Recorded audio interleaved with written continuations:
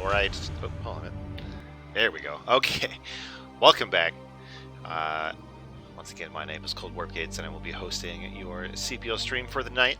I actually did the first two series that you see on the screen on Thursday, my usual stream time, but I basically fell asleep, so I cut the stream short, and today we're going to finish these last two series. And I am hyped to do this because I recognize these players. We see them a lot. I'm sure we're going to see some good games. And spoilers, I won my CPL match today, so I feel pretty good. With that said, let's get into it. If I can figure out how to start this game.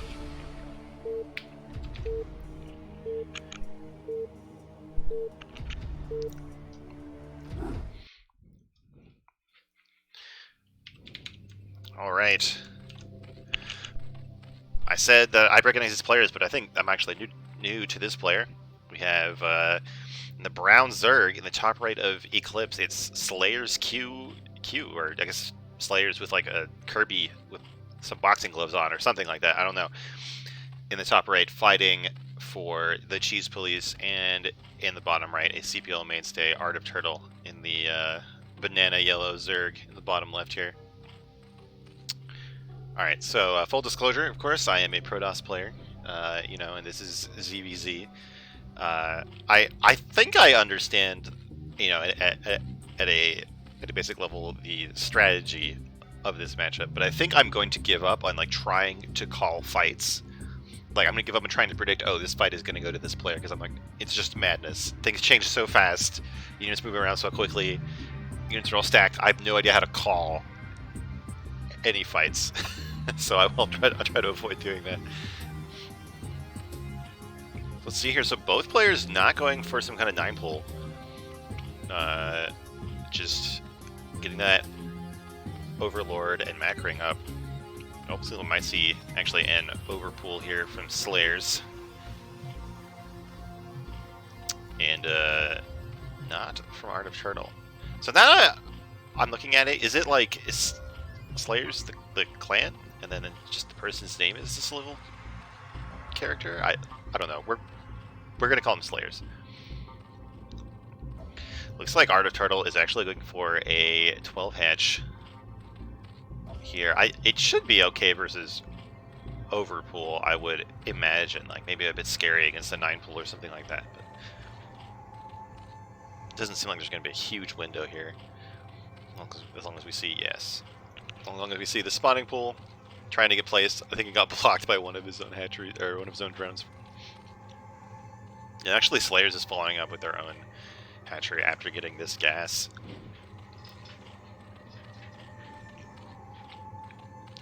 I'm kind of curious about how this map matters for this matchup, because it is a 2-player map, which means that both players are going to get the scout off with their overlords like this.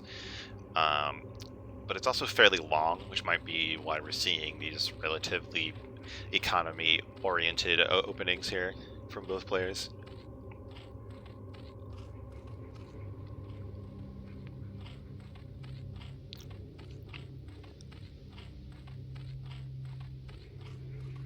Yeah, I feel like even though these lings are out faster for Slayers, by the time they cross, if they were to cross the map now, I think we'd have the lings hatching for Art of Turtle. Maybe there'd be a short window of time where they're listening defenders, but not too long. And of course, Slayers doesn't know that this opening exists. But I do like this. So Slayers is getting the speed, starting to think about being aggressive with their lings, and they're taking a very roundabout route. I can't imagine they're checking for proxies or something like that, right? This has to be just trying to avoid these overlords, which is a really smart play. Art Turtle might not be aware of this. Meanwhile, Art Turtle actually starts the lair before his opponent, getting that before speed, which could make this defense a bit harder. It looks like speed might kick in for Slayers right as this attack goes. Seems like Art of Turtle is not slacking, though, on the ling count himself. So it actually is going to be more lings for Art of Turtle, despite not seeing that move out. Oh, although now, so we have Slayers moving out with the rest of his ling, or their lings, I guess. So once these get here, it'll actually be more for Slayers, and Artful won't be aware of these links unless he's got sick game sense. So we'll see here, Spire started for Art of Turtle, speed almost done for the defender here, but still a lot of links. It's like a nice arc for Slayers.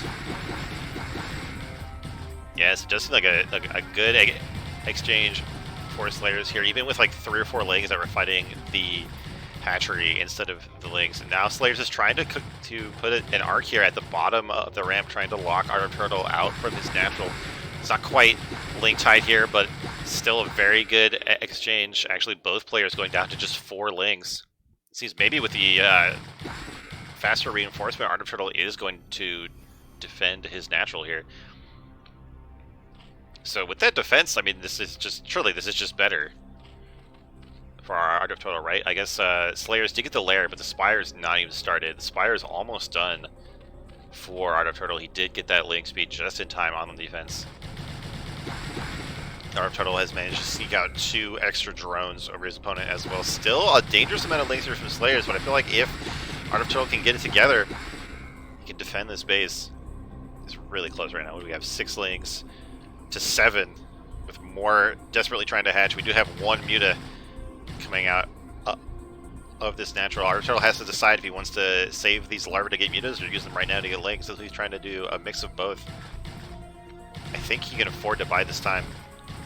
Well, where'd those links go? Did you see that? Like the 2 links of Art of Turtle spawned, and then I didn't even see them die. They just kind of...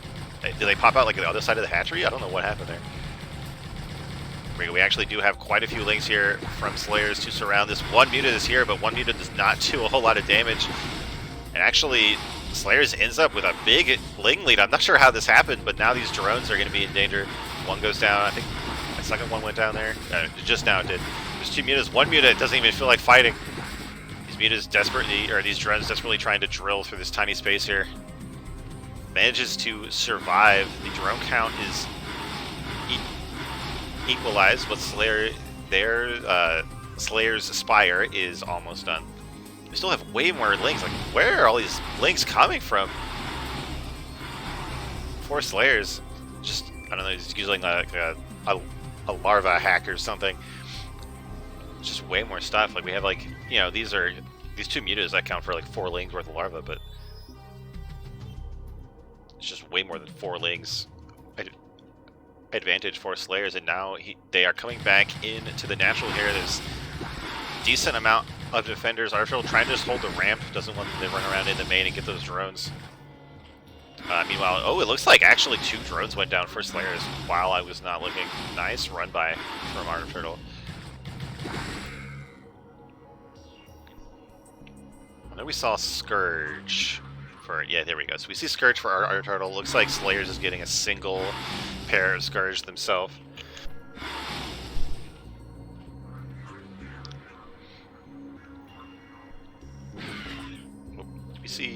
We just see 1 Scourge hit that. What happened to the other one? I'm not sure. Maybe one of them hit an Overlord or something silly like that. But they both hit the same. No, both at the same time. They would have killed it, right? I think this will be the 2nd Overlord for... Oh no, this one got away. So actually, Art of Turtle manages to save that. To save this with the Scourge. They're distracting the Muta, I guess. Alright, so what are we at now? It seems like the game is stabilized for now. Players aren't really confident enough to kill each other just yet. Right when I say that, of course, these links leave. Seems like it's actually a huge lead in the Muta count for Art of Turtle. It's like 5-1 right now. Art of Turtle is supply blocked by that 1 Overlord, and Slayers had the presence of mind to find this one from earlier. Let me tell you, I had the hardest time finding these things. Like, even when I have like 5 Corsairs and I know that there's Overlords flying around somewhere, I just can't find them in time. I hate it so much. So I really appreciate Slayers having the mental fortitude to keep track of where that could be. But Art of Turtle is supply blocked. Oh no, Slayers! Wow, okay. Well, I wasn't looking. I guess what Slayers saw the much higher Muta count and saw all of these lings. Yeah, I guess that must be it. I don't know what happened to Slayer's lings. Did they try to attack? Wow. Okay, I'm casting this game. I'm not sure what happened, but as we can see, our turtle just has more stuff, and that's pretty good. All right, and that is going to take us in to game number 2 here. Nice thing about ZVZ is it's snappy.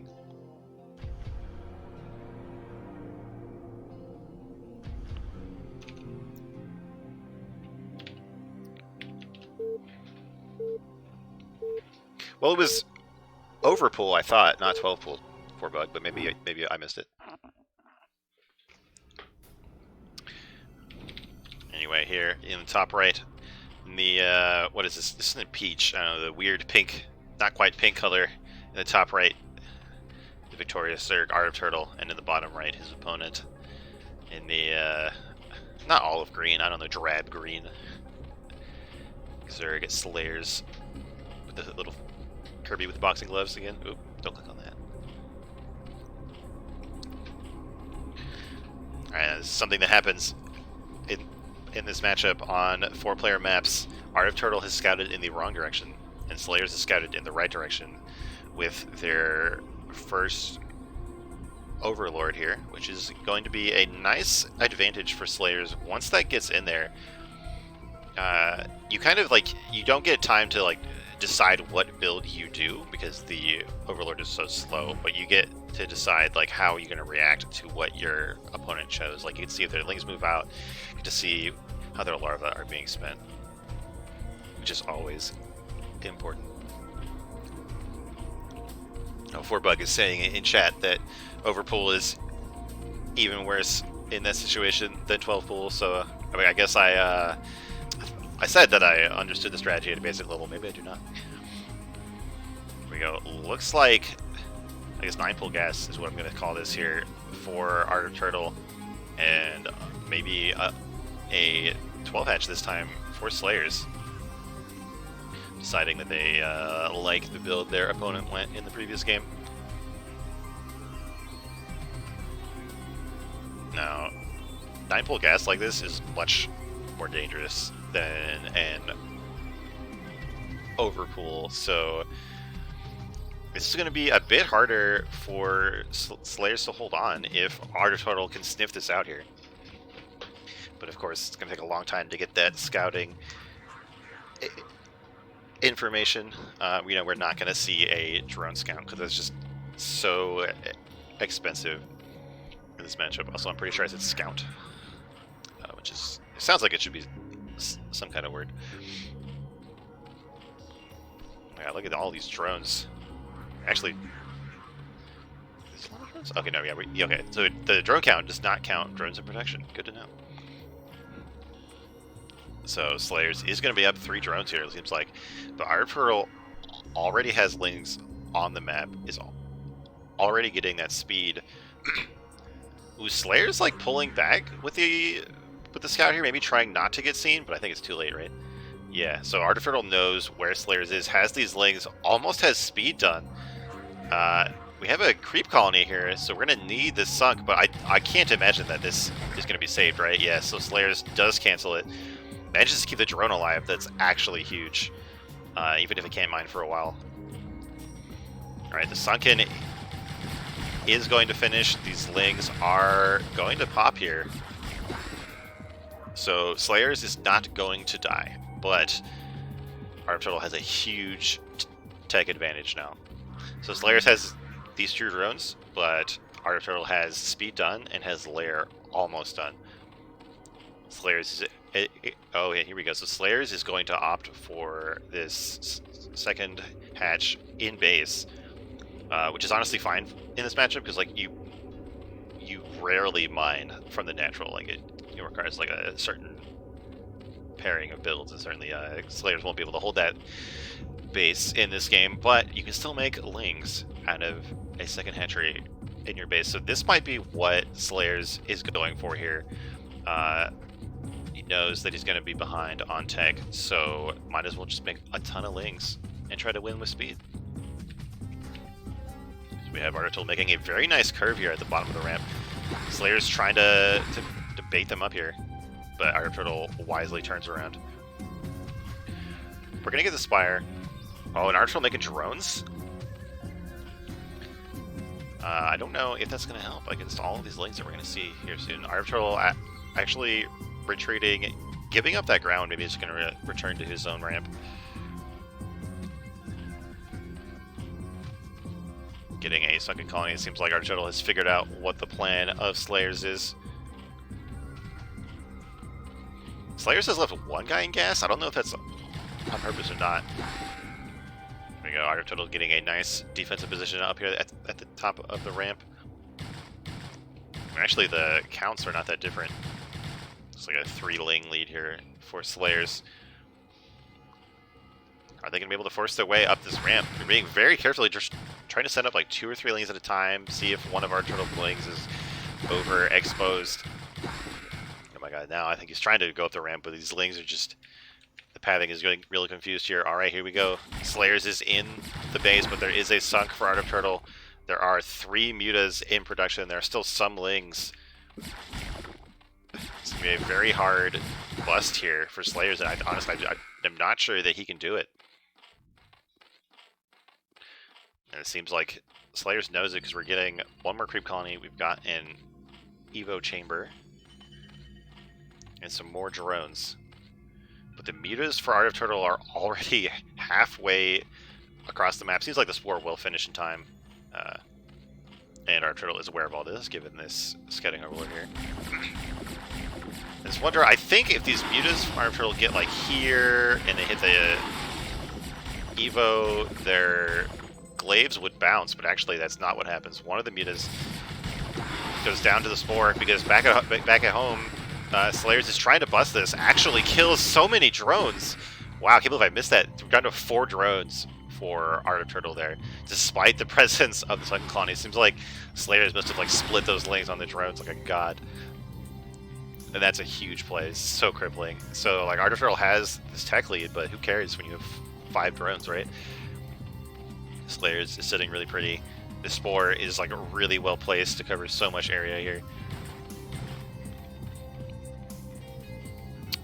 And Slayers, I assume this is a mistake. Slayers is getting the Overlord sight range. There we go. It is canceled. I'm not sure what sequence of buttons would lead you to accidentally press that upgrade.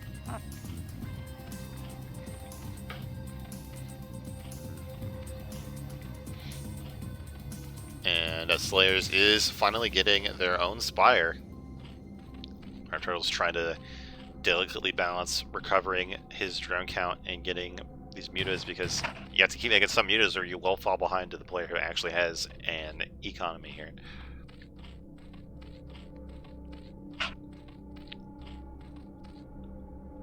Sneaks some lings out, actually gets caught by these mutas.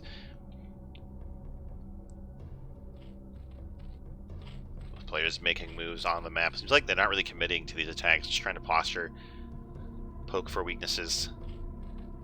Sort of both keeping the enemy's army away from their own main here.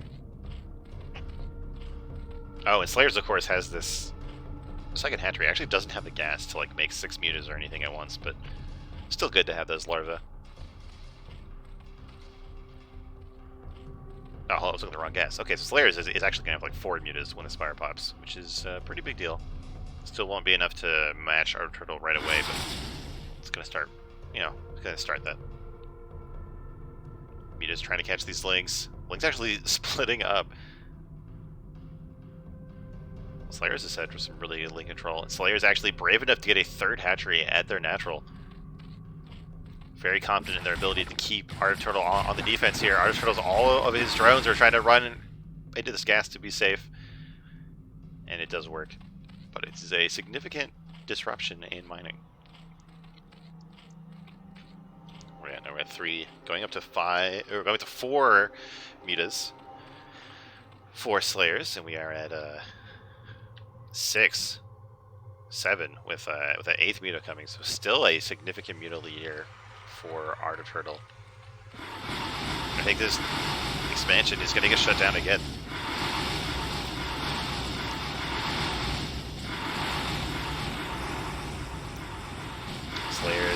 either not paying attention or deliberately delaying canceling this just to buy more time. Let's see. Oh my god, please cancel it. There we go. Alright. Never doubted him.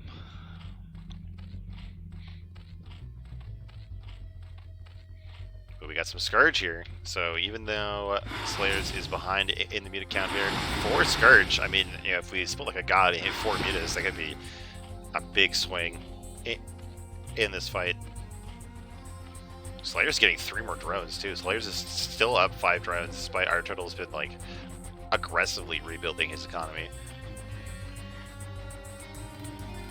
Seems like Slayers is like scouting for hidden bases or something with that link.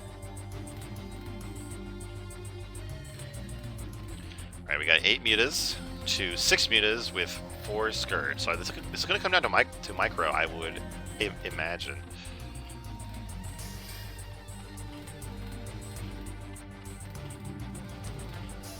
Oh, where is this supply for our turtle? That must be these lanes, I guess, because he's down 7 drones. They're in the same supply. And only up to 2 mutas. I don't want to figure out that math right now.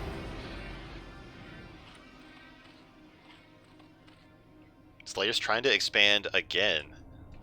Just absolutely determined. More drones, too. So Slayer's is like, this base has been shut down twice, and Slayer's is still like, no, I'm good. I can make more drones. I'm good.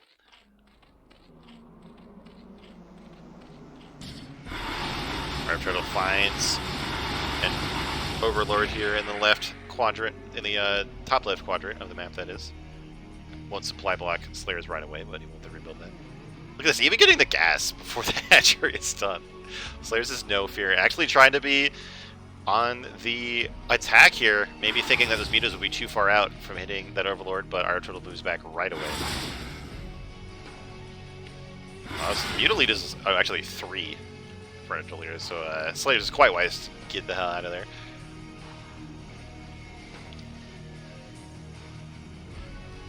Alright, we're transferring a significant portion of our drones to the natural.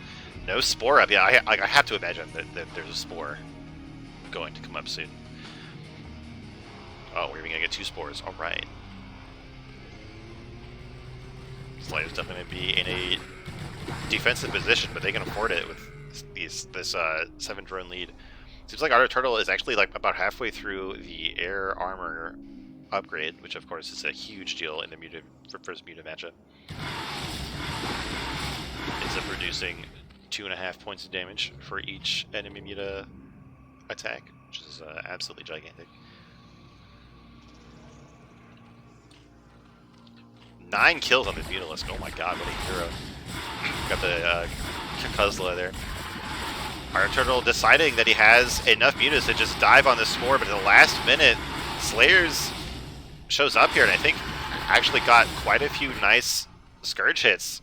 And now finally, after like the 12 minutes into this game, Slayers is ahead in the muta count. Our turtle knows it, doesn't even want to play this game out, and we're gonna go to game 3.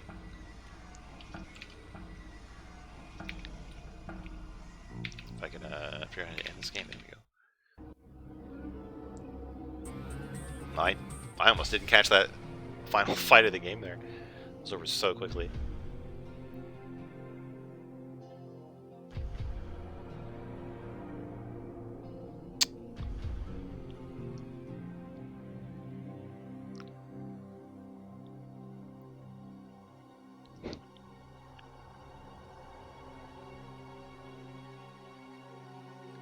Alright, let's get into this game here.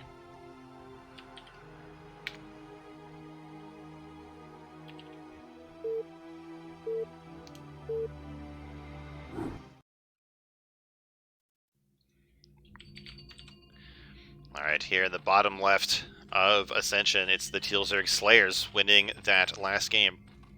And in the bottom right, it's the yellow Zerg Art of Turtle.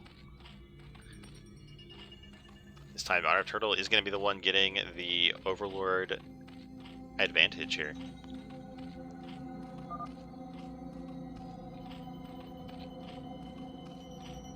Those OVs hid forever, he says. Dude, like I said, I know that feeling.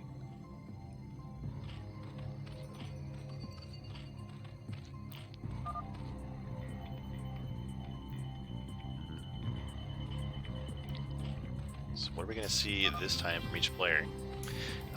This map, of course, it is a 3-player map, and that is going to matter for how these overlords are going to scout.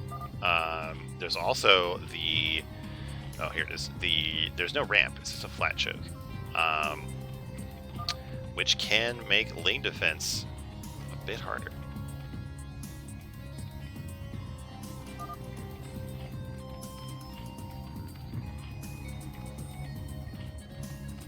Yeah, these players are basically casting that a previous game quite well. Sport timing did really come up just in time for Slayers. Seems like RF Turtle's going to go for 12 pool. And actually, so is Slayers. So 12 pool against 12 pool. I'm not sure I've seen this exact matchup before. I think we might be in store for another long-ish ZVZ, though, if both players go for this sort of more drone-heavy opening. Seems like our Turtle actually got their gas, like, significantly quicker. I don't know if that's on purpose or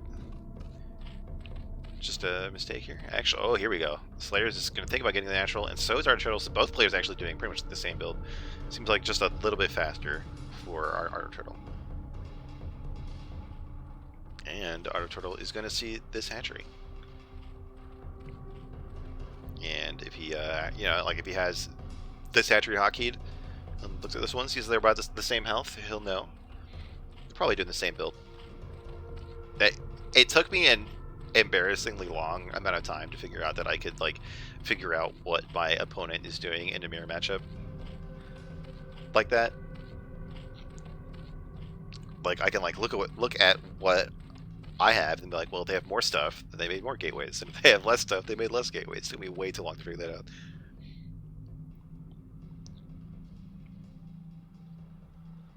Slayers, I don't know if this split was on purpose or not, because the pathing on this map is weird, but poking around with these lings, looking for anything hanging outside. Our Turtle actually sending in 2 lings here. Don't know if they're trying to do a backstab or something, but they are caught out.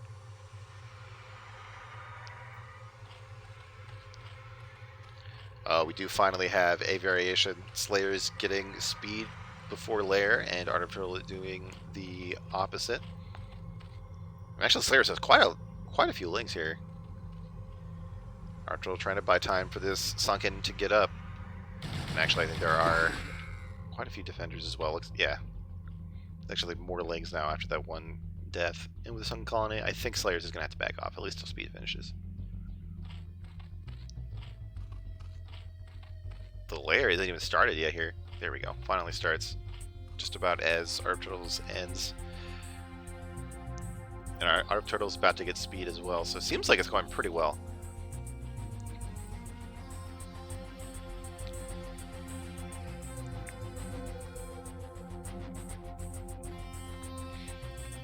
Slayers still poking around outside their opponent's base. Doesn't seem like they're going to find any weaknesses anytime soon. Slayers against the drone god. Making 6 drones right now. Every single larva going to drones.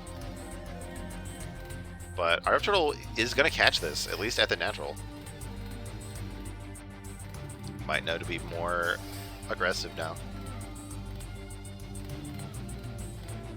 So it seems to me like our Turtle is ahead, as long as, or was ahead until these drones popped up. But as we saw from the previous game, Slayers is quite comfortable in this position where you're behind on tech, but have a better economy. Actually, now our Turtle has a ton of lings here out on the map. Slayers is kind of split up.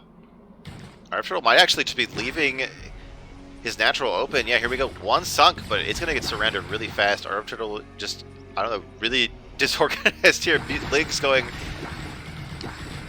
every which way, but manages to actually save the Sunken at the last minute. Doesn't seem like any lings went into the main, where all these drones were vulnerable. Meanwhile, that small squad from our Turtle was cleaned up. Base of Slayers. We see 2 less drones. It must have been the Spire and the creep on here. Yeah, there we go. But now Arbitral has a ton of lings you can see on the minimap. Oh, Slayer's bringing drones to fight. Somehow he sensed that he's in a desperate position here. The drones did not help turn that fight around. Slayers is evacuating the natural here, but it might be too late. We see it again, the antenna. What is this? This is like 2 games in a row. Meanwhile, Slayer's GG's out. And Art of Turtle is going to take that series.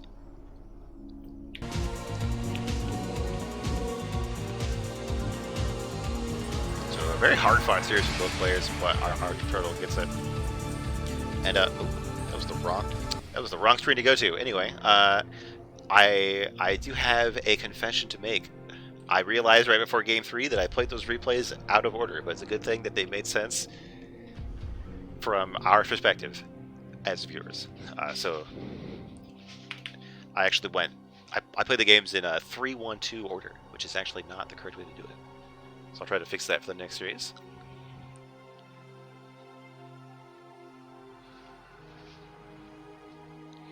All right.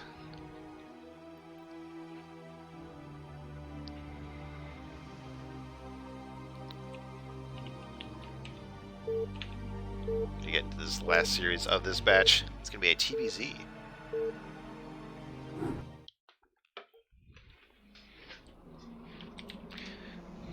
Here in the top right, the red Terran player who's been in CPL for a while, as far as I remember.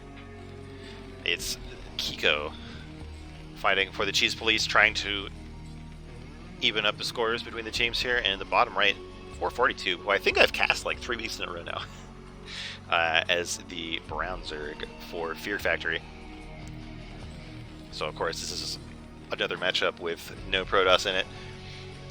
So I'm probably going to say some dumb stuff, but it feels to me like this is like one of the most, like, this is a lot of players' favorite matchup, at least to watch, and it is like one of the most common pro matchups. I feel like we see a lot of TVZ. So hopefully I've learned something. Seems like we are probably going to see a normal 12 hatch opening here from 442. We see a lot of Goliath build in the CPL, but of course Bio is still very solid. I think if you want to do the Goliath build, you usually wall off the ramp. I don't know if you strictly have to. I guess we'll see. We'll know when we see how fast the gas is, but I think this is Bio coming out of Kiko.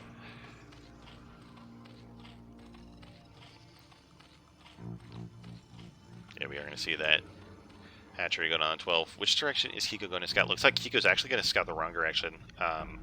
This is one of those things that I've learned from watching all of these games. If the Terran scouts first, they can confirm that it's a 12 hatch, and they can put down their command center on 15 supply. If they don't see it at the first scout location, then they have to be worried about like 9 pool or something stupid, so they end up getting 1 Marine and then getting that command center on 18 instead. Seems like Kiko does not want to play around, actually double scouting, which is something I do not see very often in this matchup. I've heard it talked about. But you know, this means that Kiko is a bit worried about some kind of early aggression, doesn't want to get caught unawares. He's going to, however, find that everything is completely standard here in Zergland.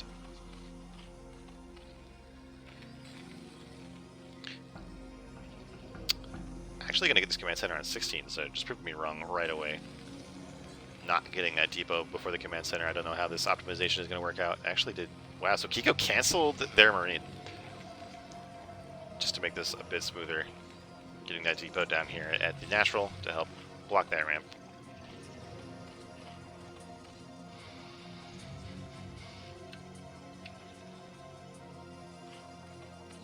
The layer starts really quickly for 442, which is standard.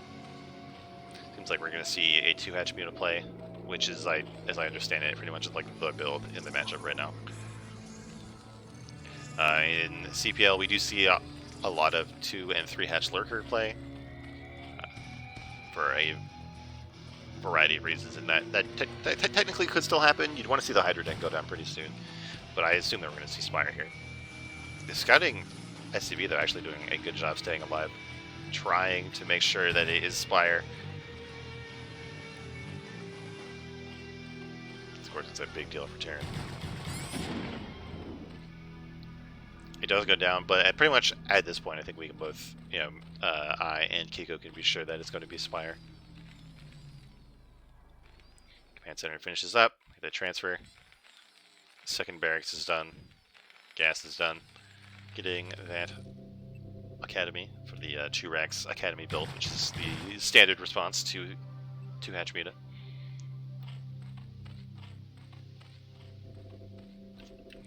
Kiko is determined to scout. This is the third scouting SCV we've seen this game. Just absolutely does not want to be caught. And actually just slips past all those drones and the lings. He's going to see the Spire. Knows that this is a standard game. So this makes me think that like Kiko is just like, okay, if I can just get a normal game, I will win. So I'm willing to pay the cost to confirm that it is a normal game because I will, you know, outmatch my opponent in a normal game here. This is interesting. Tube started this creep colony and canceled it. I wonder what that was about. Maybe it was the fact that these lings didn't see anything. 2 medics coming out. We might see a small push here from Terran. Stam is about halfway. Comm sets are going up. Ooh, 2 fire bats. Okay, we're definitely going to see some kind of move out. Either with the fire bats or leaving the fire bats at home to block run-bys.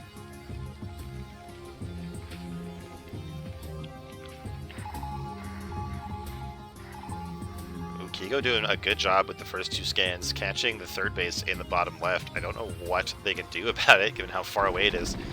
But it's good to know. And actually, a ton of Sunkens going up here. Tube playing this by the book. Sees the Marines, makes the Sunks. So both players are pretty much playing this like as standard as possible. We saw an attempt at a run by. The Firebats do clean it up. 3 seconds here should be enough. I believe the rule is 1 sunk per medic. And there you go. Kiko just banks right up. Doesn't lose anything. Just basically forces the sunks for free. The mutas are out. The turrets are about to finish. This is something that I really like about this matchup. Like when both players are hitting their timings and like the turrets finish up as the mutas are flying over. Seems like the mutas are just pulling up this time, but it's still very close in timing here.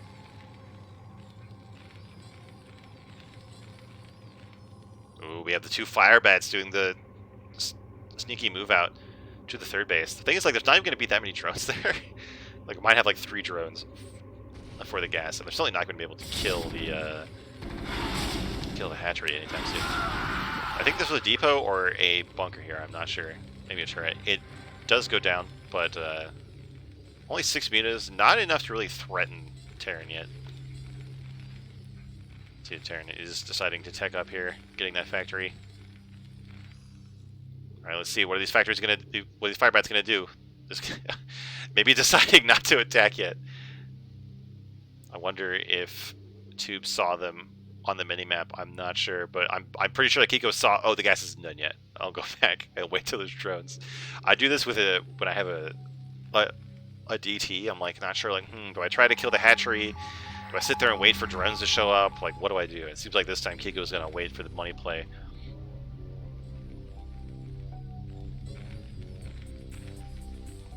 Really curious to see what happens with these fire bats. Meanwhile, Tube is hanging out front with the mutas, not being super active with them. Or as I say that, dives into 2 turrets, but the Marines happen to be there already. Tube taking some hits here. So 1 muta goes down for 2 Marines.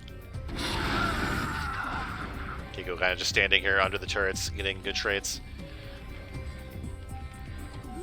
Starting to add more barracks, factory lift stops. I'm sure we're going to see a starport or 2 come up now. This bunker is really far forward. I'm not sure what the deal with that is. It's going to be kind of hard to defend. Oh my god, meanwhile, seems like the Firebats did catch this drone transfer. They're trying their best. Attack! Attack! Oh my god, they get cleaned up immediately, but they do force the mutas to pull back and the drones to run away. Yeah, it's like those Firebats, all they need to do is like stop moving and shoot, and they would have killed at least 1 drone, right? Ooh, seems like well, it seems like Tube is getting the air attack upgrade. It's almost done. But, like, I don't know if we've seen, like, you know, we haven't seen that much damage or even attempts at damage from these mutas, so I don't know how much that is going to pay off here. But actually, not seeing a huge bio count, I feel like we would normally see a bigger bio count here. Maybe there were more marine kills that I did not see. We are starting to get more barracks though. Seems like we're going to opt for the one factor with tanks and the 1-star port with vessels rather than just 2 ports with vessels. Might indicate we're going to see a push soon with like 2 or 3 tanks trying to punish these Sunkens. When we have lurkers that are running around, sneaking on the map, I really hope that these are on hold position. Pretty sick.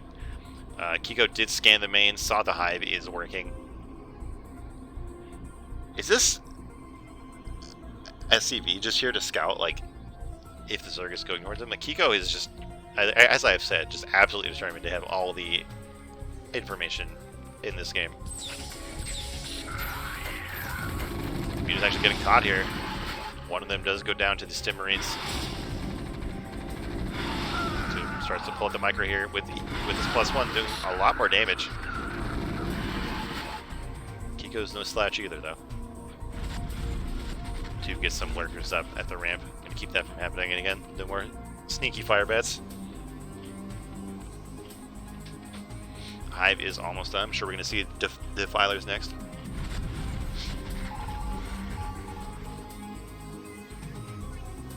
Chamber. We're going to start getting those upgrades. Really important for Lings. They scale so well with those melee attack upgrades.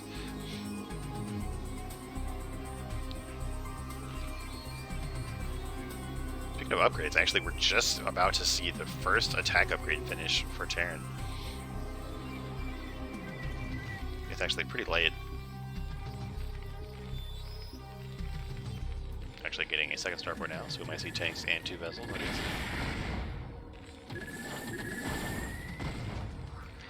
These tanks are so exposed. Terran definitely wants to keep these alive, make this push that much stronger when it does come out. And we're finally going to see what happens with these 3 lurkers. But Kiko has gotten this vessel, of course, so there's a chance they find it before walking on to these lurkers. But even if they are detected, they're positioned very well with this ramp here.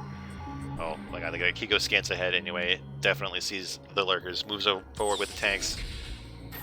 No shenanigans for you today. Tube on top of it though, pulls it back as soon as they take the first tank hit.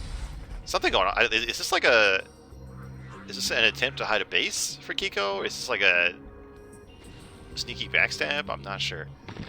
Keep an eye on those. I mean, it looks like they are going to head to the bottom left. They won't be able to go up that ramp, but might threaten that 4th base coming up. Nice.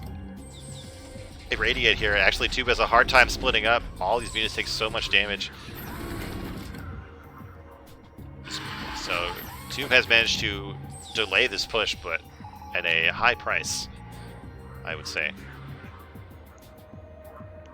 Of course, the defilers are almost online here.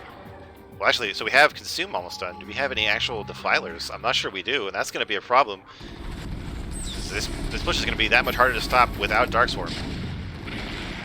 There we see 2 defilers start, but the tanks are already hitting these sunks. The 2nd vessel does show up. Well, these Marines have not moved in yet. Kiko's very focused here. The scan goes off. Scanning the main, I assume, to check out the tech. He's coming out of that Ninus. Kiko has to get damage done before these defilers pop, but Tube is not even going to wait for the defilers. He's going to try to move forward here. The mutas and lurkers, but this is going so well for Terran. All the splash damage. These poor unupgraded Hydras. Finally, the defilers come out trying to consume. Only enough energy for 1 irradiate, but that doesn't even go down. However, Kiko is going to run right past the Dark Swarm. Who cares? Guns down both of the defilers. And I would think the last of Tube's hopes to keep this base alive. Meanwhile, we do have these 4 Marines actually came in here and killed this 4th just to add, I guess, more injury to that injury. And Tube Tube actually pops out. What a nice push from Kiko. Is really, I guess, like, determined, which is a word I've used a lot today. Like, you know, did a good job dealing with these lurkers, did a good job dealing with the counterattack from Zerg, and really smashed that base.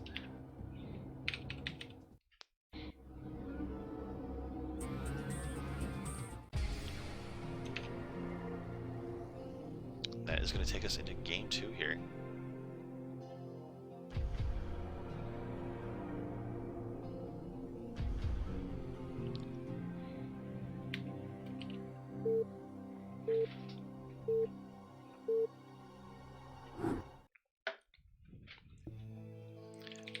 All right, here in the 12 o'clock, in what I believe is the best spawn for mining, it's 442 as the Browns are, and in the bottom right, winning the first game, it's the Grey Tyrant Kiko.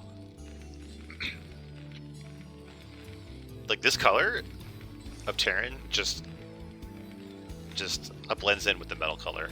Like, it doesn't even look like these are unpainted units here.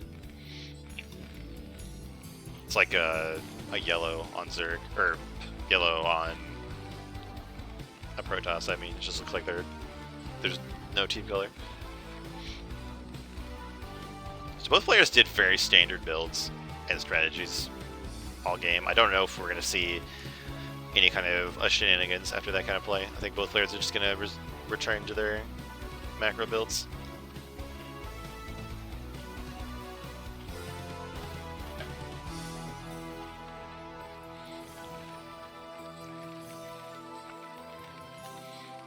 I don't even know if there's any kind of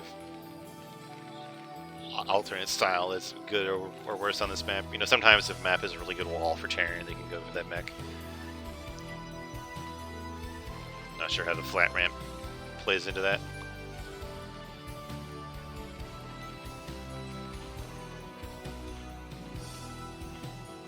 It's going to be another 12 hatch here from 2.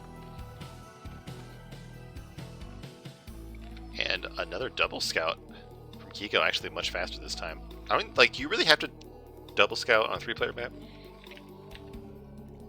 You know, like, I feel like you're going to find it in time if you are doing something naughty.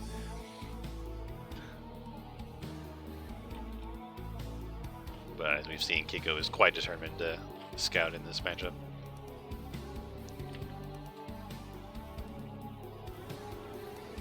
Finds the hatchery. This time I'd be able to see that more optimal 15 command center.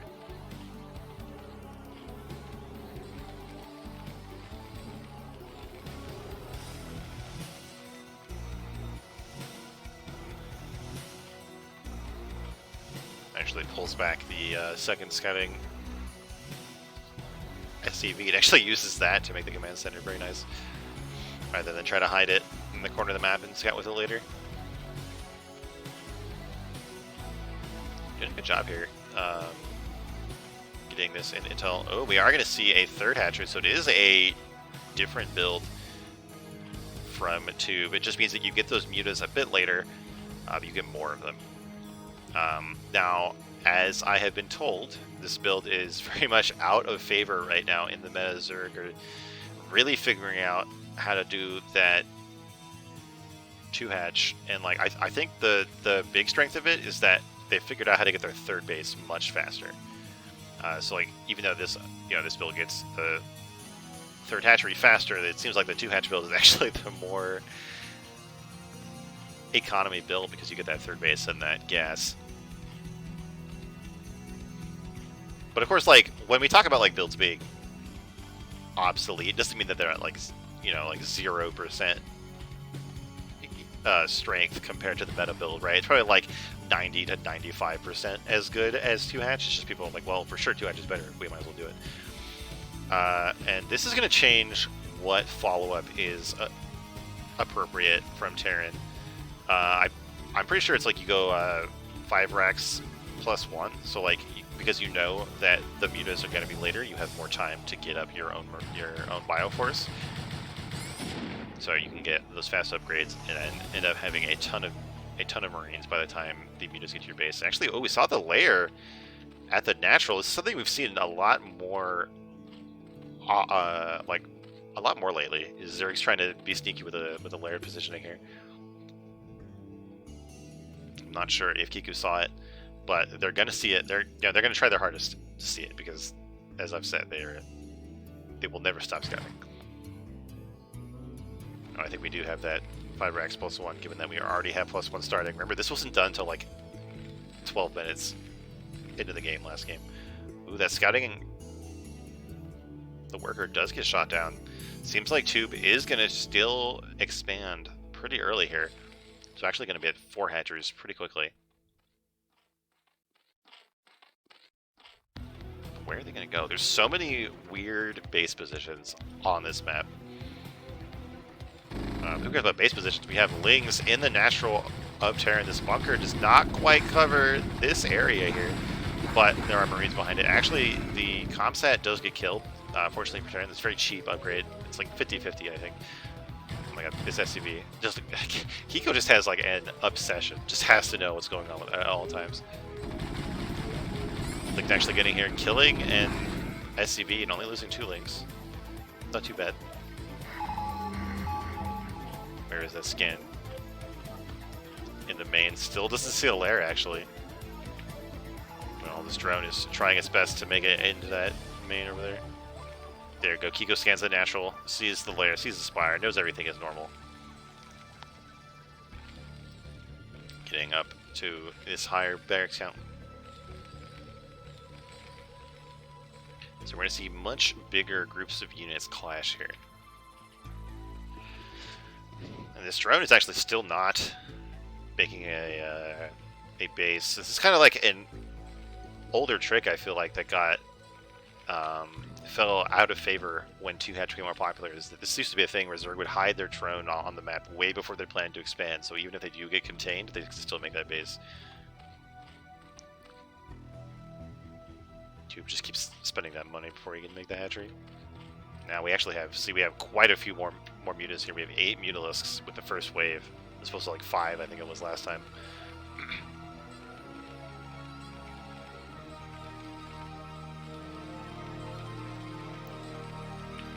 So I wonder, like, this, I feel like this base layout is actually not good for mutas. Like, if it was angled differently, I think it would, but given that this is ground where Terran can sit, I think it's actually good for Terran.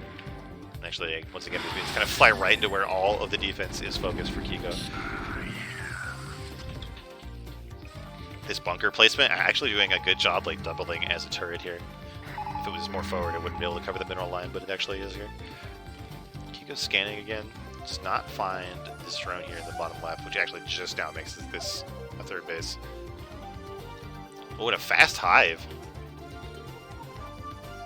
from Tube. This time determined not to get caught just before the Defiler tech is online.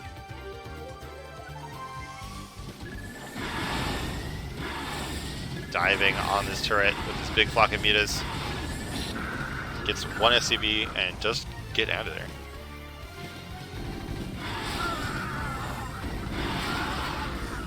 Both players trading damage here. One of the mutas does go down, but quite a few Marines go down.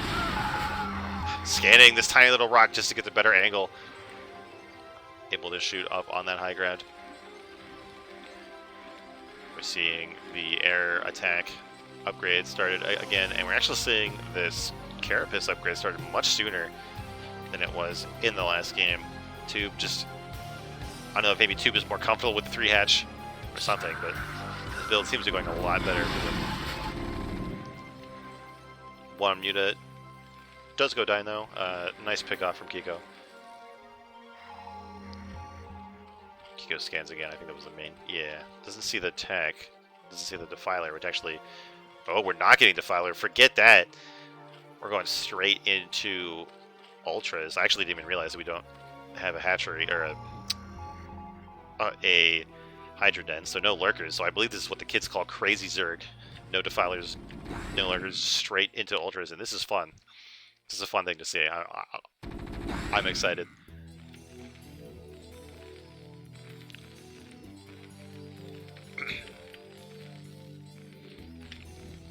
Alright, so Kiko's going to try to move out here with this considerable force of bio, but there's also a considerable amount of Zerg units nearby, and Tube is on top of this with this scouting overlord. All right, are these things going to be able to get this around? I think they are. These mutos are right on top of this bio ball. So much damage going down on both sides. Seems like both players are like, this is a bad idea. I don't want to do this anymore. So lots of Marines did die, but also like 4 to 5 mutas died. The real story, of course, is these ultras. Kiko now trying to find bases, does not check the right spot, and actually there's a 4th base going up for Zerg. You're going to need as much gas as you can get to make a ton of ultras. You can see, oh actually, yeah, both players are pulling up gas.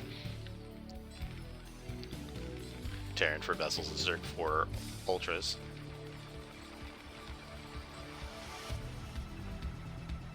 Now what I don't know is like, what does Terran do about Crazy Zerg? Like, what do you change? Is it just like harder? You know, is it just like you just try to keep the momentum in the game? Like, I feel like if you get a ton of vessels, I guess you can kill all of the ultras. I don't know how useful tanks are against them. I feel like they're not going to be fast enough. There we have 3 ultras in production. We have the crackling upgrade. And poor Kiko is still not scanning this tech on this hive, I think. Might not be aware of what they're about to get into. We have 1 ultra here giving himself away. The chitinous plating is almost done.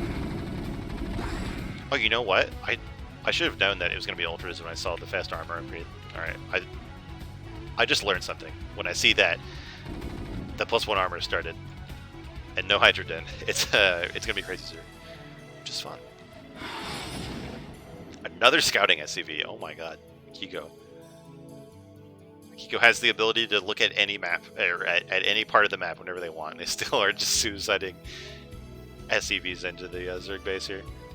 Ooh, a dropship. Actually, full of units. I didn't even notice this leave. Actually, is going to miss the base and fly into the flock of mutas. Really sad for Kiko. This could have done so much damage. Speed upgrade is going on the way for these ultras. We have upgrades for the bio. We have irradiate. 1 science vessel at a time. I assume we're gonna need 2.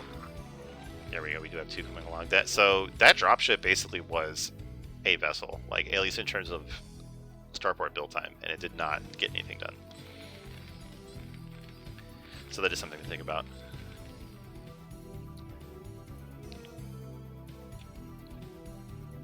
So much armor on these ultras.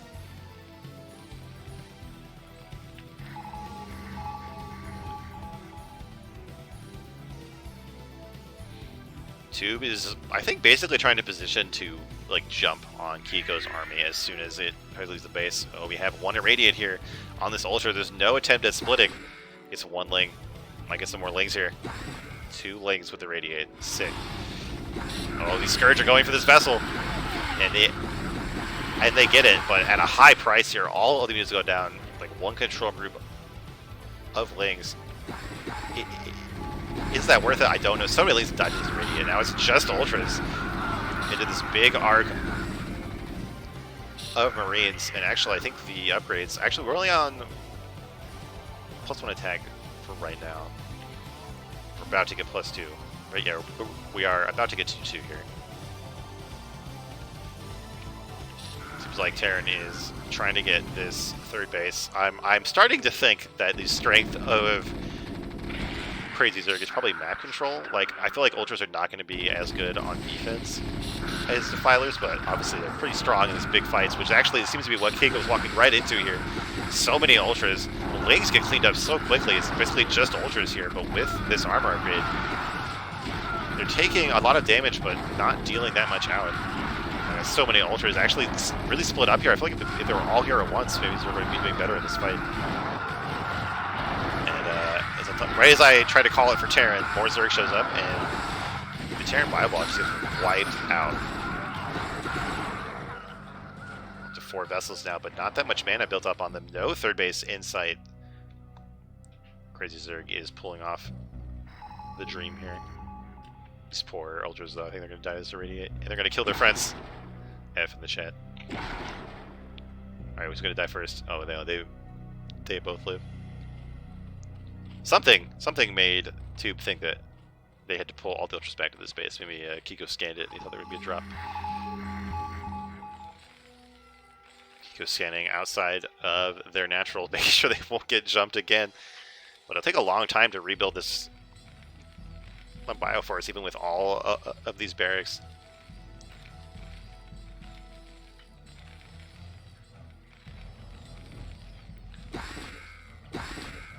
Another irradiate cleaning up links. Ultra's not sure if they want to go in or not. Maybe thinking about trying to do the haymaker here with the Ultra, but deciding better of it. I think Scourge were trying to go on these vessels, but they were caught. And now this cloud of vessels is going to start to just get so much value here, as long as they can stay alive. Like, there's irradiate for every Ultra. So much damage being dealt right now. But the vessels are out here by themselves. There's no Marines here to cover them. The Scourge are going to get 2 of them, it looks like. 3 vessels go down. Absolutely brutal for Terran. It takes so long to rebuild those. Get that energy. These Ultras will go down, but like these are trades that Zerg can afford to make when you have 71 drones. I just realized. What is that? 5 bases. 30 supply up on the Terran. Yeah, okay, this is definitely working out for Zerg, and we're actually seeing Consume come up now, so they're going to start to get the rest of this late game tech that makes Zerg so scary now that they've used this crazy Zerg to secure themselves this huge lead in the game.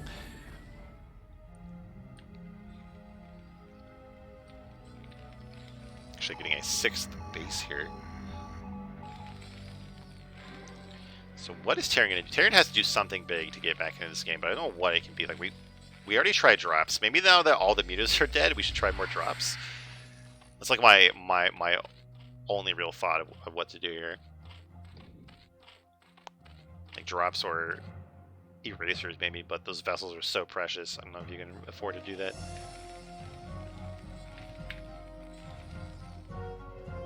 The upgrades now on Zerg.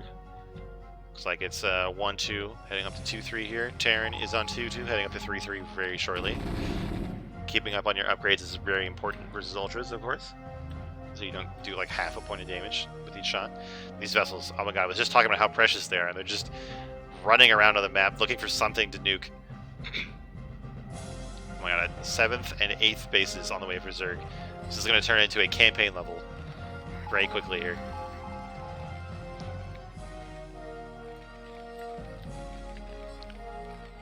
Kiko just really stuck. Like, without this 3rd base, they can't afford to make a ton of vessels or do something to really tip the game around. They're going to keep mashing their face into this ramp with all these Ultras on it. Here we go. We see more irradiates going down. Actually, a D-Matrix on this here. Absolutely heroic firebat who dies anyway. A Dark Swarm goes down. Everything here from Terran is going to do no damage. This might be the end here. We have we have stuff from the left here. Yeah, we have so much stuff from Zerg. Terran desperately trying to get out of here, but once there's a Dark Swarm in your natural, you're kind of boned. You just have nowhere to run. You do have a dropship coming up, but you might have to use that to evacuate and move on to the next level. Oh my god, look at this thing. This is rude. The Ultras aren't even trying to fight, they're just hanging out in a home position on in the Dark Swarm. Actually, it seems like maybe I guess the Defiler must have been killed by Science Vessels or something, because there's nothing here to continue putting down more Dark Swarms. And even without that, Zerg is doing a lot of damage here. And like I said, they don't need this. They don't need to kill Terran here. Terran's on 2 bases, and actually I think the bases are almost out. Less than like 1,000 minerals left to mine. There's so many units clumped in here. These radios are doing so much damage on both sides. But overall, I think Zerg is going to get the better deal of it. These mutant, with so many medics, there's more than 12 medics, and they're just trying to like arrest these Ultras. Ultras stuck in the corner here while the irradiate kills it. What is going on? Why are there so many medics? What is even happening right now? I think Zerg is going to win this, but Terran is just going to make it take as long as possible. I think we accidentally nuked our own vessel here. this really is a campaign level. This is like desperately trying to hold on until the timer ends.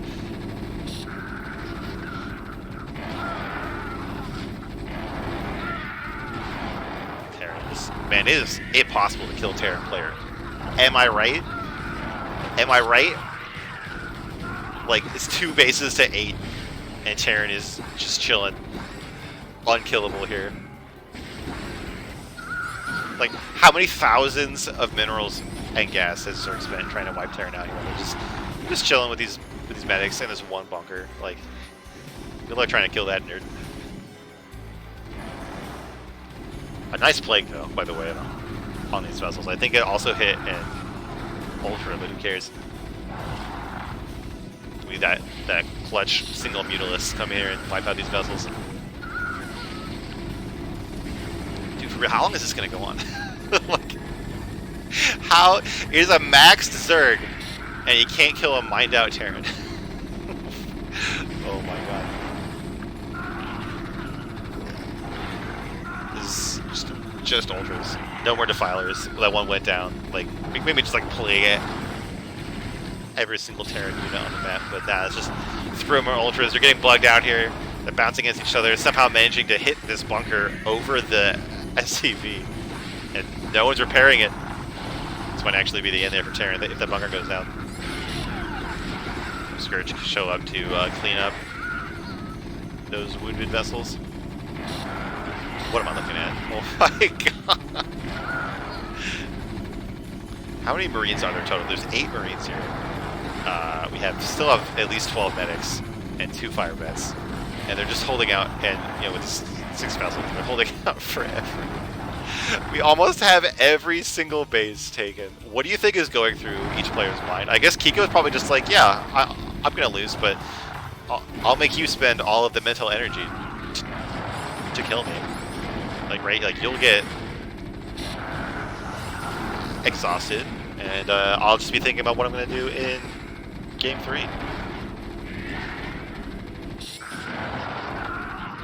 This... Oh my god. SCVs are dying. Medics, there's like more medics than there are units that they can heal. The command center went down. But who cares? You can just lift off this one and keep going. Lamal. Circus at 84 drones. What is this? StarCraft 2? Maybe some Broodlords come out next?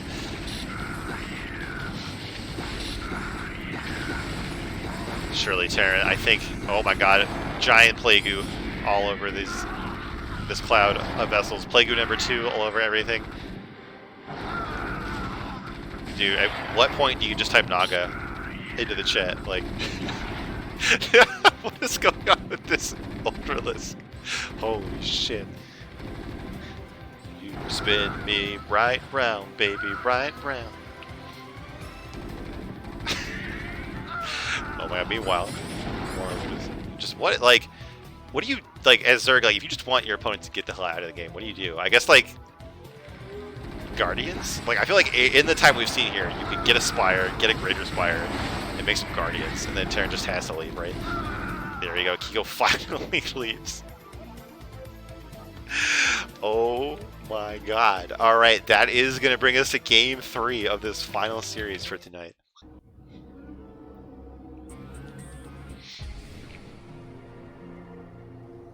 It really is just impossible to kill a Terran player.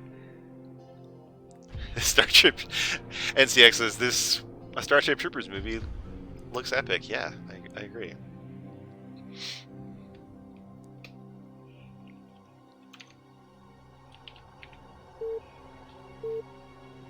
We got Eski in the chat too, nice.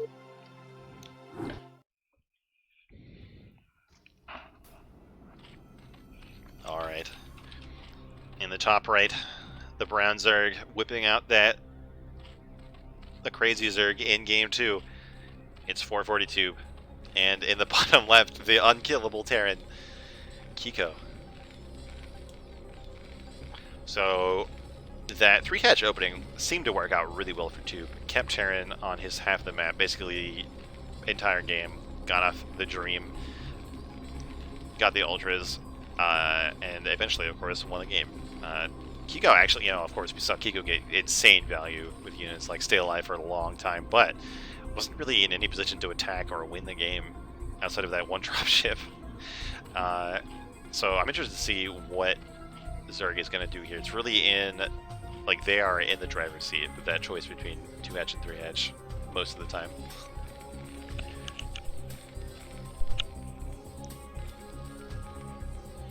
Skia is saying they had a hard time with 442. Are you in the same team? Like, because I think they're tier 0 and you're tier 2, right? So it wasn't like your like official opponent. Ooh, and we actually do have something different from Kiko. We have this depot here. So this could be mech with this wall here. It could also just be like a CC first or something else going on here. Seems like it's going to be another 12-hatch out of 2.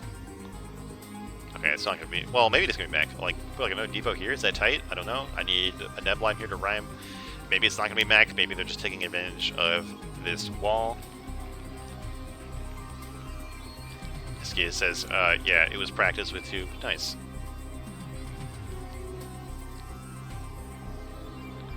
Yeah, I don't have the mental fortitude for ladder anymore. I pretty much just play with practice partners. It's like so much less stressful, and I feel like so much more productive, especially like when I know what my matchup is going to be, and I can just be like, hey, anybody want to play only PvP for like 3 days?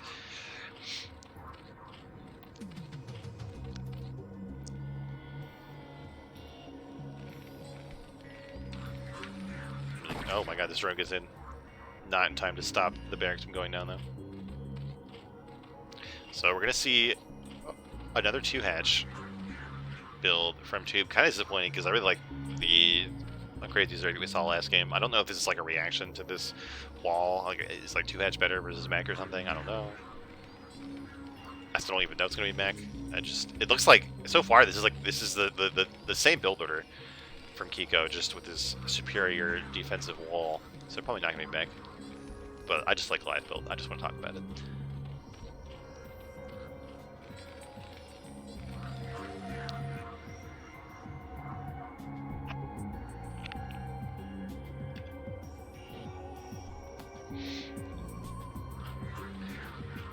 Another quick layer here. Of course, Kiko is going to scout it with this SCV here. And no gas still, so yeah, okay, with 2 barracks. This is not mech. I'm very sad, but I like it when Terrans do this. I don't understand why more Terrans don't wall. Of course, I know it's like map dependent, blah blah blah, but this is really strong, and it's probably gonna like kind of mind game Zerg here.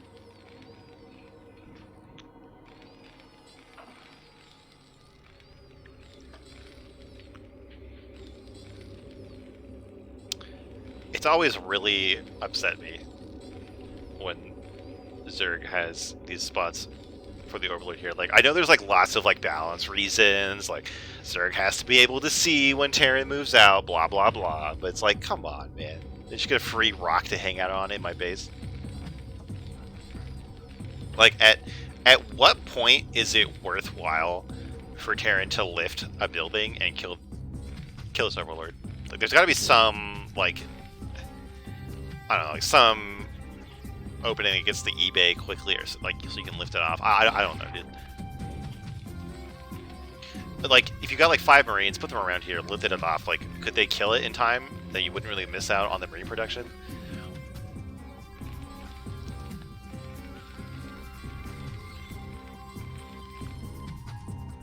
This would be just getting as much info as possible. Got driven out of the main, but make sure there's no super fast third or anything like that. Of course, what he didn't realize is that there's about to be a drone there.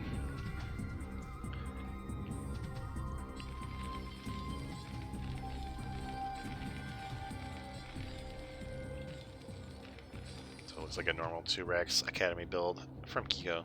And, I mean, based on game 1, I mean, this matchup went well for Kiko with these builds, so maybe we'll see that replay here. Oh, I didn't talk about the map. I think this map is bad for Zerg, right? I've heard Zerg players complain about this map a lot. So like the third is not that bad to take, but like the later bases can be really hard to defend, I think. That's pretty important for Zerg. Whereas Terran, as we saw, can kind of chill on 2 base forever. So we had this move out. We saw something similar in game 1, and it forced 3 Sunkens, which seems to be exactly what we see here. So not much potential for damage, although if Kiko knows that this third is here, which they might have done with those scans that I heard, this third base could be in danger, and it actually does get canceled before the Marines even go up there. So big mind games on the part of Terran. And actually, like, I think that Tube could have kept that hatchery alive with the, what is this, 8 meters or something that it popped. Like, I think those meters would have saved the hatchery. So actually, this is a nice play for Kiko. Oh, and some Overlord went down somewhere. I think this one, like, flew into the turrets or something. Maybe there was a lifted building to get that vision.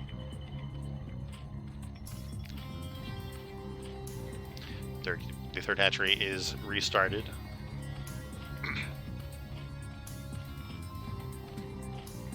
No Hydroden yet, so maybe we are going to see Crazy Zerg again, just from the 2-hatch opening.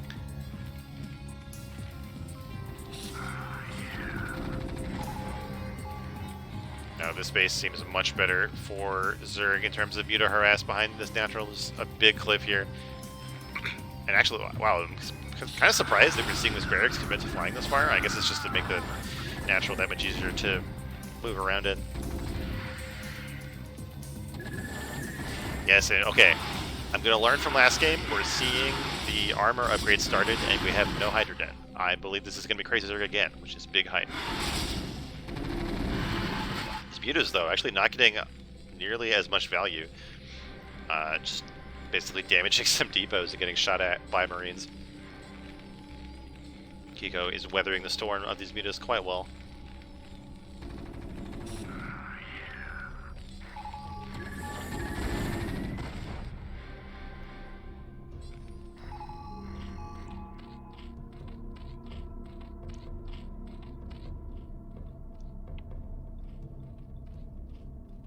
So I heard Kiko scanning. I didn't think to see where it was. I assume it's checking the bases or something. Good. We do have that. The Queen's Nest, gonna get that hive. Now, what, if any, adjustments is Kiko going to make? We're getting a ton of barracks, or one ton. We're getting one more. We're getting 2 more barracks, and this factory. But like, compared to last game, what is Kiko going to do different? The only big thing I can think would be drops. That first dropship kind of moved the wrong direction. Probably actually had a chance to drop in that one base in the bottom left of Ascension. But then there was a point where Zerg had like no air units, and the skies could have been full of dropships. So maybe that will be what we see here. This map seems a lot less friendly to drops, though. Seems like the factory is going to fly away rather than make tanks right away.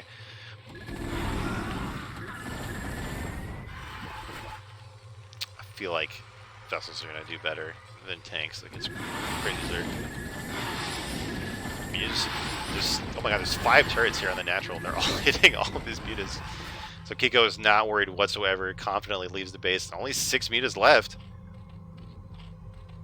Kiko's headed for this third base. There are going to be 2 sunks at the top of the ramp, which is like a double multiplier on the strength of static defense. Oh, 2 Marines catch these mutas, or is it the other way around? I don't know. Kiko does find, or yeah, Kiko's push is found out by Tube, but I don't know if Tube can do anything about it.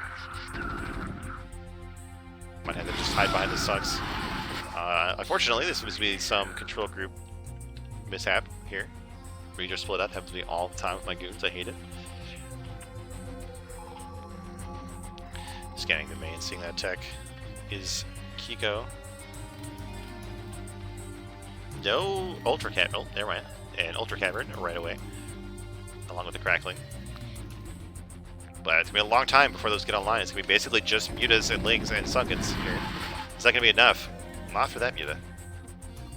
That's just one Marine hanging out. What is this guy doing behind this tree back here? What's going on down there? I don't know.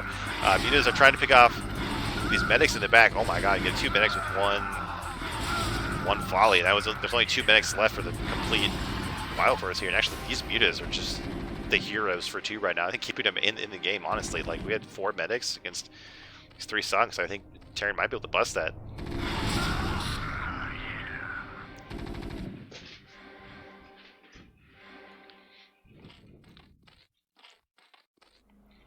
Tube trying to sneak this 4th base in the top left with the double gas. Absolutely huge for Zerg.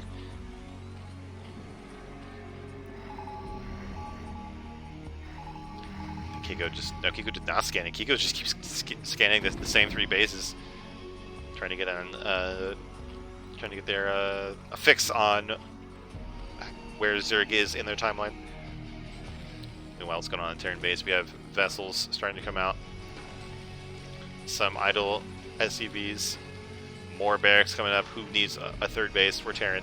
You can just make Marines forever. Look at all these mutas though. We got, what is 14 mutas, which is powerful, but actually does take a lot of gas away. That could have been ultras, but you know, if you get a trade like this, I think you're probably fine with it. Oh, we have a big irradiate though. Never mind. You're not happy with how these mutas are going. Oh my god, so many mutas die there. Big value for Kiko, but still has to retreat here. Doesn't feel confident enough to cross the map. Ooh, we got Wraith Cloak coming up. What in the world? That can't be like, right, like that must be a mistake. We saw the Overlord sight range upgraded twice in the last series. I think this just must be a mistake.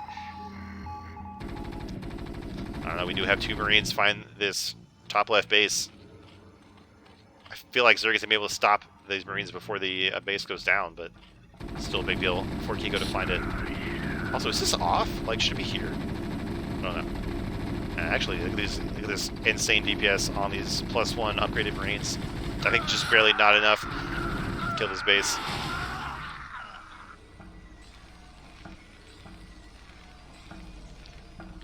Meanwhile, that Marine on the tree is now checking out this pond. Now he's taking his PTO. You know, he's having a nice, quiet day off, checking out nature.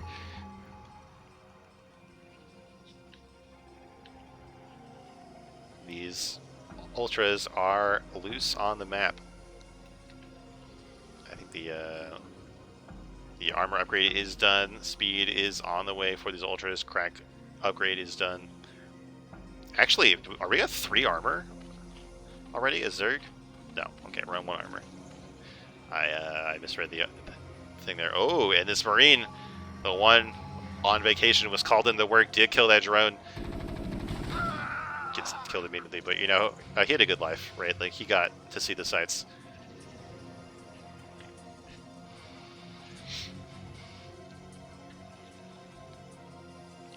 He got that drone though, you know, he did a good job. This guy, I guess, tried to avenge his buddy. I don't know what's going on with that. And we have 1 Marine and 1 medic trying to go to the top left. What is going on with these tiny little groups of units? Kiko's actually mixing in quite a few fire bets. And it's starting to move up here. I'm not sure if it's to secure the 3rd base or to get the top left. I guess, so this is one thing that's very different about this map compared to the last one. It's much easier to get out of your natural, right? Like, on Ascension, you have to go up a ramp through a choke point and then up another ramp, whereas here you're just like, all right, I'm out of my natural now. So this could lead to Kiko getting like a 3rd base or just being more annoying on the map.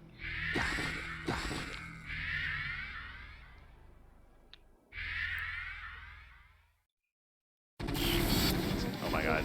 Irradius on literally every Ultralisk on the screen. They are bruised as hell right now.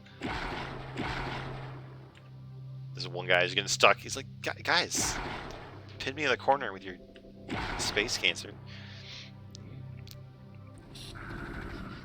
We have a huge Terran army here. This one guy has D-Matrix for some reason. Not that much here to defend this base. There is, of course, a Nidus Canal, but is the other one even built yet? Where's the... Here it is. Okay, so there actually is the other end built, but there's just not that much Zerg stuff on the map. We see Defilers in the production queue, but it's going to take a while for those to come up. This big Terran army trying to funnel down through this ramp. sick D-Matrix on some random Marines.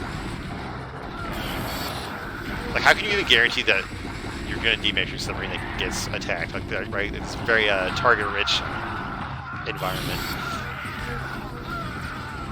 Uh-oh, the vessels. This was a weakness for Kiko in the last game. I feel like so many vessels went down to Scourge, not even really making an effort to dodge there. When the Defiler comes up, actually does manage to get away after planting this one Dark Swarm. Never mind, it gets irradiated right away. I think this base is going to go down. To thinking about taking the bottom right. Actually, 2 drones here. These bases are so important on this map. Like, they're both pretty easy to lock down on the, you know, with this small ramp here. But Kiko with the godlike star sense does find it. These ultras are spawning into a world where they're surrounded by fire bats and medics.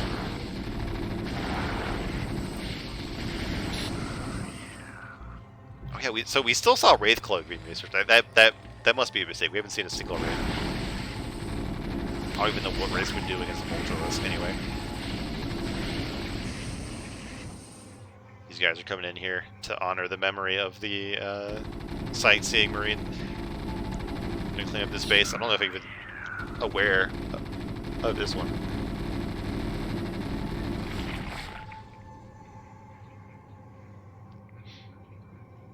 Base in the bottom left is shut down. These Marines at the top of the ramp now. I'm gonna have some help. Steep last stand here against this Ultra, but it won't clean them up.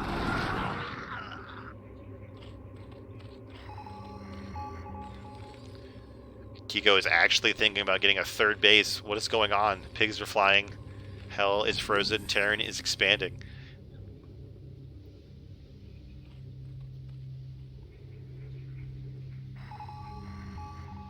Kiko just... No, Kiko did not just scan this base. He scanned something. Middle of the map looks... I don't know. These vessels catching this force and this Scourge perfectly splitting their damage on these 2 vessels so no one dies. Terran's starting to establish this base. The command center is landing. There's a bunker out here.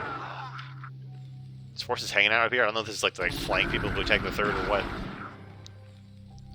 Terran's army is actually pretty split up. I don't know if this is like an intentional strategy to control the map or just disorganization. I don't know what is going on here. Extractor at a random base fighting an SCV. It's cleaned up right away. Another random squad of bio headed to this base, not aware that this base exists. With the upgrades. Again, we have so many medics.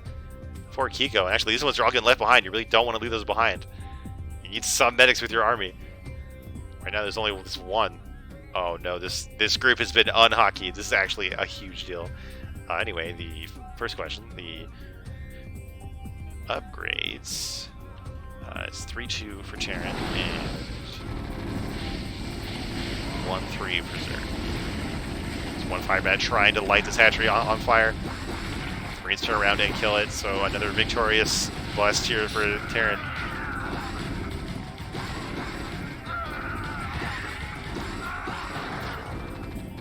But there's also a much bigger force here in the middle of the map. The medics, they woke up. They're going to join this army, which is actually a really big deal. But I do not envy Terran trying to kill this base or this base when there's defilers on the map. Like this one, maybe you can shut down. Actually, that is what's going to happen with... Oh my god, what is this? Never mind. 6 medics and 1 Marine. There's so many medics on this map. So, actually, Terran is taking this aggressive position on the map, but can they actually kill anything? Well, yeah, if the defilers keep dying, eventually there won't be any more Dark Swarm, and that amount of bio is not going to give a shit about 3 Sunkens. Oh wait, is it even worth it to get this upgrade for defilers? Like, you basically have unlimited energy already. I can't even remember the time I've seen it before. This base is getting shut down. Looks like some more units that aren't medics showed up. We have 1 medic hanging out here.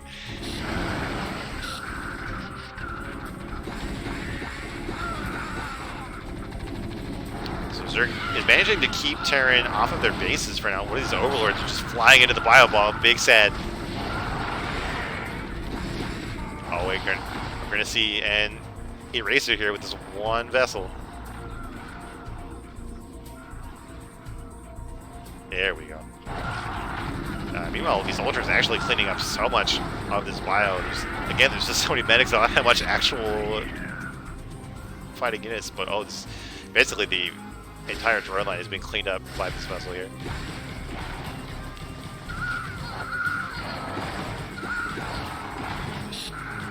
And this push, I think, well, we do have some more units here, but it seems like this push from Terran is getting thinned out considerably, but not before doing lots and lots of damage to Zerg. But with these two bottom right bases being alive for now, Zerg is not out of this game by any means. Okay, there's 4 defilers up on this ramp. You only have so many irradiates.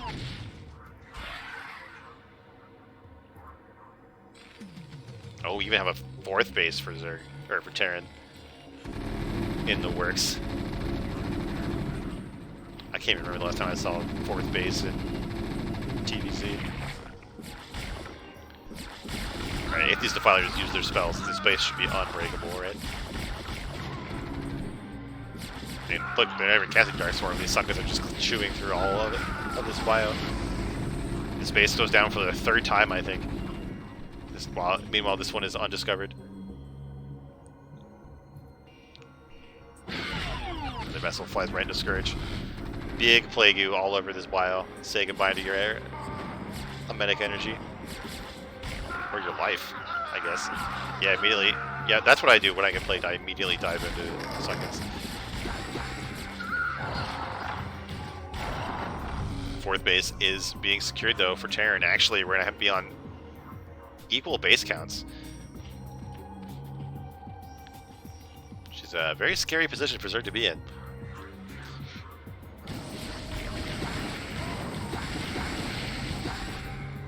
You know, I said it before, I think drops would be a really nice move for Terran to do here.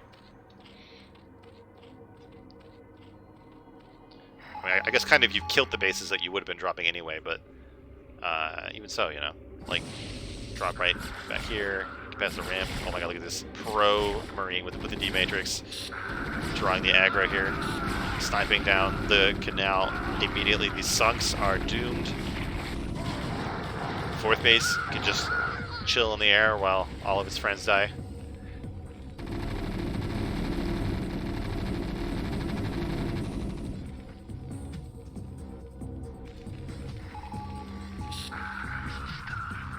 I think this base is going to... Well, I'm going to play here. Actually, there's not that much here at the 3rd base, so Kiko's 3rd base is going to be in danger here, especially with the Dark Swarm. Can these units save the base? We need these vessels to get rid of these ultras here. Or we have, never mind, we have a sick medic wall. Of course, I should have known. So the 3rd base is fine, while Zerg's 4th and or 5th goes down over here. For some reason, the eBay is hanging out. I wonder if like this is just a hope that you catch Scourge with it to get the big value. Now I think Tube might be right-clicking on these medics to get past the medic wall. So the 3rd base is in danger after all. This Dark Swarm is just impossible to get rid of. Scourge, oh, these... For once the vessels try to dodge, but there's no Marines to save them. A bunch of vessels go down. It's starting to look pretty good for Zerg all of a sudden here. Yeah, this is Terran's last mining base. So if Zerg can break it, it's basically game over. But Zerg themselves, you know, there's not that much minerals left. Not that many minerals left, I should say. The natural is almost mined out. The main is mined out. The 3rd is pretty low, like a 3rd, I'd say. And this base is fresh, but is about to die.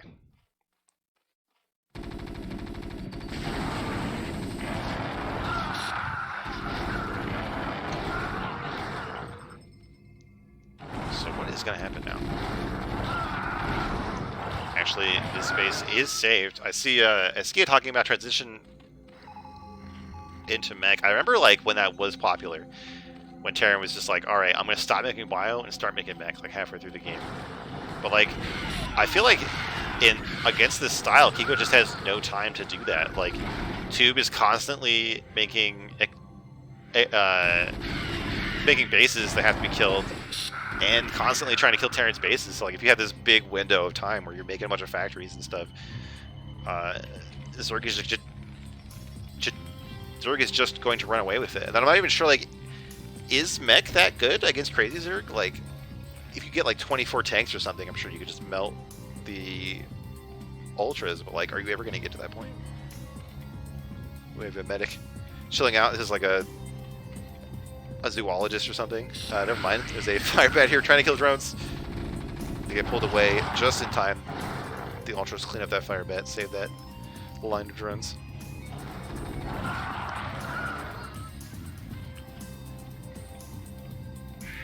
Vessels here trying to irradiate these ultras, managing to avoid this scourge.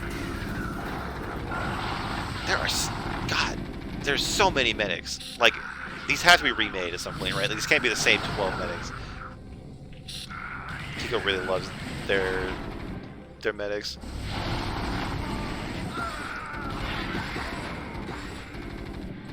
But overall, I think this fourth base is going to survive here. Keep that war machine going for the Terran player. There are so many bio units on the map. Tube is like 100 supply down. These bases are completely wiped out. There is a new base for Zerg, which is stayed alive so far, but now there's a big Terran army coming here. I don't know, it's like, are Sunks even relevant anymore? Like, we have such big, like, a big armies here. This base might actually be in significant danger now. Or sick D Matrix.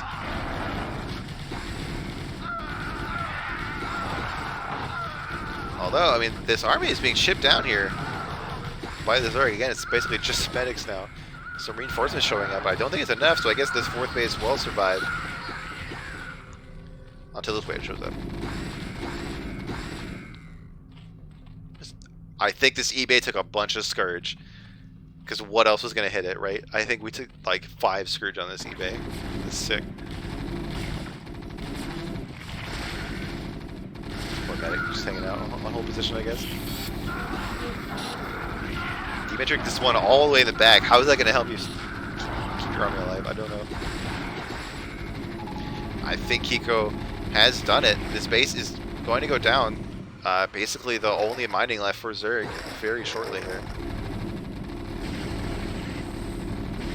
More of attrition for both sides here.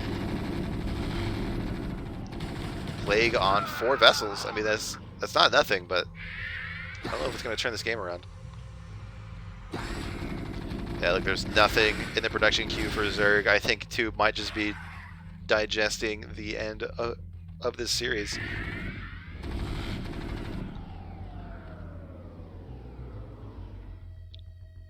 Kiko was just unrelenting, like scouting and killing bases. Oh hell yeah, we got battle cruisers. I didn't even see these in production. All right, I think we want to see the GG as soon as we see some BCs coming here and kill the last drones in this game. Pew. Nice. Scourge does not even want to deal with it. Alright, it's 29 minutes into the game. Tube is getting 1 drone, 1 ultra, and 1 creep colony. I think we're about to find out that a Zerg who's run out of money is much easier to kill than a Terran who's run out of money, like we saw in the last game.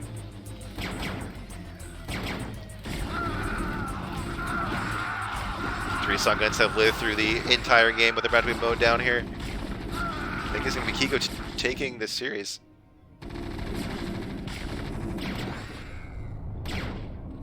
So glad we got to see BCs. And there you go, Tube does tap out, and Kiko takes a very, very hard-fought TVC series here. And that is going to even up the Tier 0 here. The Tier 0 portion of the match between these teams. And that is the end of these replays. Thanks for watching. If you like this, if you like my casting, go ahead and give me a follow. I usually do this on Thursdays. Today is a bit of a special day because I'm finishing some relays I didn't finish on Thursday. Of course, if you like CPL, tune into the matches of the week on Tuesday, Wednesday, and Thursday, and all the other casters who cast. I'm going to find somebody else who's streaming StarCraft, and I will finish it. One of the previous matches with Hazarath wasn't shown before. Was that a different caster, NCX? I don't remember casting his games.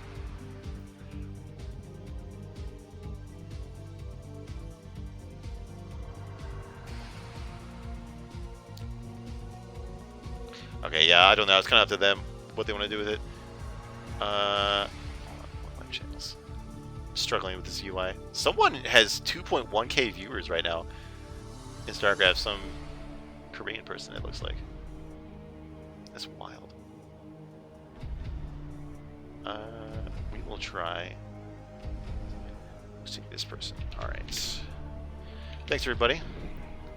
Have a good weekend.